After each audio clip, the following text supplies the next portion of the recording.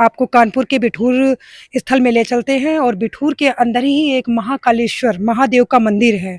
तो उसके बारे में थोड़ी जानकारी हम यहाँ के पंडित जी सब आप पत्थर घाट पर इस समय मौजूद हैं।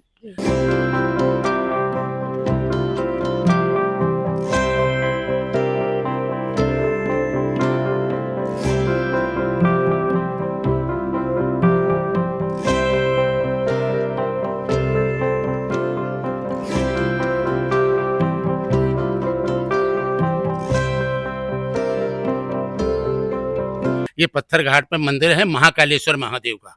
आप यहाँ पर भी जो भी मनोकामना जो भी व्यक्ति आके करता है वो पूरी होती है। नाना साहब पेशवा की ये राजधानी थी, उसी में ये व्यवस्था यहाँ पर बनी हुई है। और ये यहाँ पर 56 घाटों का निर्माण तमाम राजाओं ने कराया था। जो यहाँ की जितनी भी रियासतें थी हिंदुस्तान की, हर बिठूर में हर रियासत का यहाँ पर मंदिर है और घाट है। ये टिकैत राय राजा थे, उन्होंने इसका निर्माण कराया था। उनकी बारादरी भी बनी हुई है। ये तीर्थ स्थान है। यहाँ पर कार्तिक में करोड़ों आदमी, लाखों आदमियों की भीड़ होती है। यहाँ बहुत अच्छी है। त्रिशूल किस चीज का प्रतीक? ये त्रिशूल महाकालेश्वर शंकर जी के भगवान का है। ये पत्थर का त्रिशूल है पूरा। इसका थोड़ा सा हिस्सा टूट गया था, क्योंकि ये घाट पुरातत्व विभाग द्वारा आरक्षित है, इसलिए उसका सब निर्माण जो कार्यक्रम होता है वो आर्कोलॉजिकल विभाग वाले कराते हैं। चूंकि उसी तरह से बनाना पड़ता है उनको। जो आप यहाँ की जालियाँ देख रहे हैं, जो मंदिर की जालियाँ देख रहे हैं, इसका निर्माण उसी तरह से होगा। टिकैत राय की जो बारादरी बनी हुई है उसका नव निर्माण, इसमें कमरे बनाए जाएंगे। ऐसा सामने आप देख रहे हैं, ये जो बगल में जो मंदिर के बगल में ये टिकैत राय का स्थान है। टिकैत राय के द्वारा बारादरी का निर्माण किया गया था, लोगों के रुकने ठहरने के लिए, अपने ठहरने रुकने के लिए। साल में वो लोग एक बार दर्शन करने जरूर आते थे। उनकी ये बंदी है। और इसको अब धाराशाही करके या इसी को रिंस्टेट करके दोबारा से सरकार बनाने जा रही है। ये सब जो जगह आप सामने देख रहे हैं 52 घाट टोटल है यहाँ पर। 52 घाट है कुल टोटल बिठूर में। हाँ, वो सब भारत की जो रियासतें थी उन सब ने राजाओं ने आके यहाँ बनाया था। और गंगा जी से आप पूरी परिक्रमा कर सकते हैं। गंगा जी में आप नाव से पूरे एक घाट से लेके 11 घाट।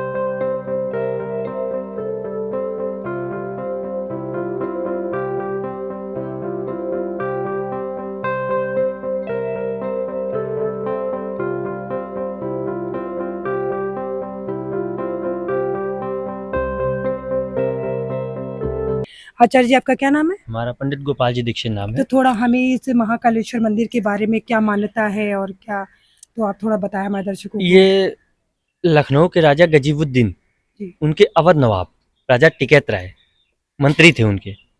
तो उन्होंने 1800 और 1800 से 2700 ईस्वी तक इसका कार्य 14 साल का चला।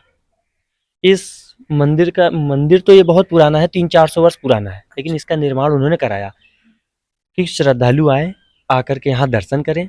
और जैसे जो लोग रात हो जाती थी, नहीं जा पाते थे, पहले के समय में साधन भी इतने नहीं थे, तो ये बारादरी बनी हुई है ये श्रद्धालुओं के टिकने के लिए।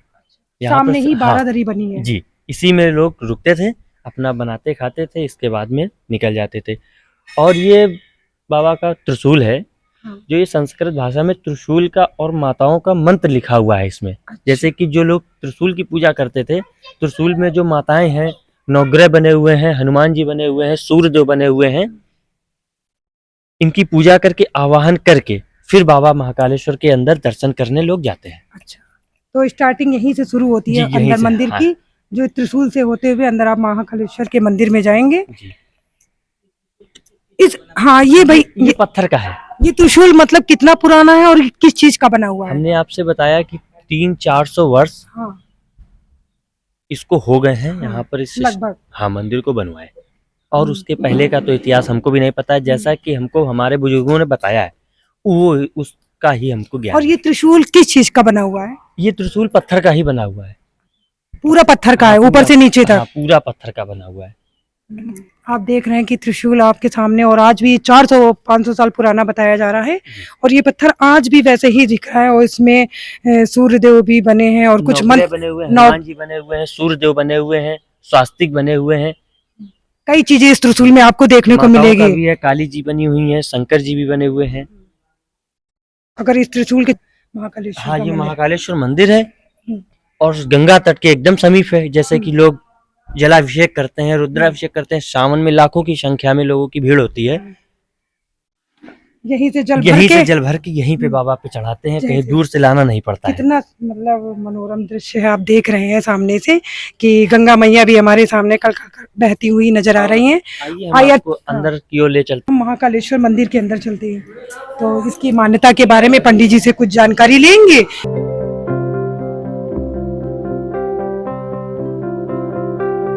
यही महाकालेश्वर मंदिर है। जैसा कि हमने आपको भी बताया, लखनऊ के राजा थे गजीबुद्दीन, उनके मंत्री अवध नवाब राजा टिकैत राय, उनके द्वारा ये 300-400 वर्ष पहले मंदिर बनाया गया। और ये शिवलिंग जो है, शिवलिंग बहुत पुराना है। यहाँ कसौटी के पत्थर का शिवलिंग है, जिससे कि लोग सोना तराशते हैं। जो सोनार लोग सोना चेक करते हैं, वो कसौटी के पत्थर का है। ऐसा शिवलिंग कहीं है ही नहीं।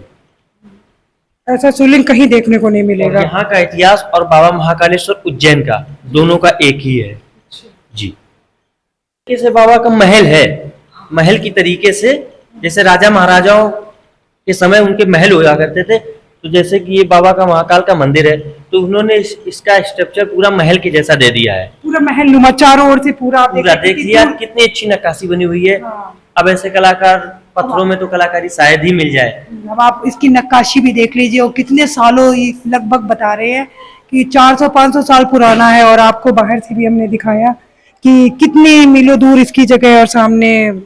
और ये डमरू आकार भी बोलते हैं। और ब्रह्म कमल और विष्णु कमल, जैसे कि ब्रह्मा जी का कमल खिला होता है, विष्णु जी का कमल नीचे होता है, तो ये ऊपर से देखेंगे आप तो ब्रह्मा जी का जो स्थान है नीचे से ब्रह्मा जी के कमल के ऊपर है, और नीचे से देखेंगे तो आप विष्णु जी का कमल है। इसलिए इसको डमरू आकार और ब्रह्म कमल विष्णु कमल शिवलिंग कहते हैं।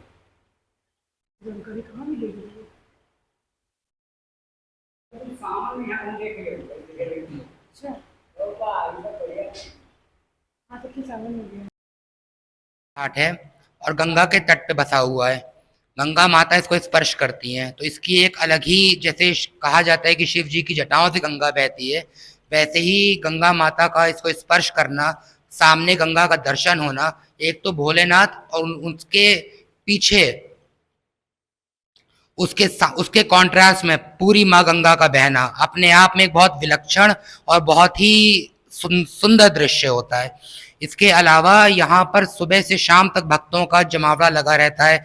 हर भक्त आता है मनोकामना लेके, विविध प्रकार की, नाना प्रकार की, और ऐसा सुनने में आया है कि वो पूरी भी होती हैं। श्रृंगार चलते रहते हैं, रुद्राभिषेक चलते रहते हैं, पुष्पांजलियां होती रहती हैं, और कोई भक्त कोई अपना अपना सब गा रहे हैं, लेकिन कोई कभी किसी को डिस्टर्ब नहीं करता है कि कोई गा रहा है शिव चालीसा, कोई गा रहा है शिव ओमकारा, कोई गा रहा है शिव तांडव, कोई गा रहा है रुद्राष्टकम, लेकिन कभी कोई आपस में कोई लड़ाई या कोई झगड़ा की आवाज नहीं आ रही है, ध्यान केंद्रित नहीं हो पा रहा है, ऐसा कुछ नहीं होता है। फिर आप इसकी ऊंचाई देखें तो ये ऊंचाई इस तरह से है कि जहां पर ध्यान और ज्यादा संभव हो जाए, और ज्यादा उसके लिए आसानी होए, क्योंकि ये जिस तरह की आपने देखा होगा इमारत है, ये टेम्पल शेप में है, पिरामिड शेप में। तो पिरामिड शेप में जैसे आपने देखा होगा कि ममियाँ रखी जाती हैं और वो चीज़ें सड़ती नहीं है, उन चीज़ों में उनका आभा मंडल, उनकी एनर्जी दिगनी चौगनी 5 गुनी हो जाती है। वैसे ही इसकी भी महिमा है, और इतना प्राचीन घाट है, अंग्रेजों के ज़माने से। उज्जैन में महाकालेश्वर मंदिर है जहाँ भस्म आरती होती है और पूरे विश्व में फेमस है। ये भी महाकालेश्वर मंदिर का एक छोटा फॉर्म है, उसका सैंपल है। और ये महाकालेश्वर है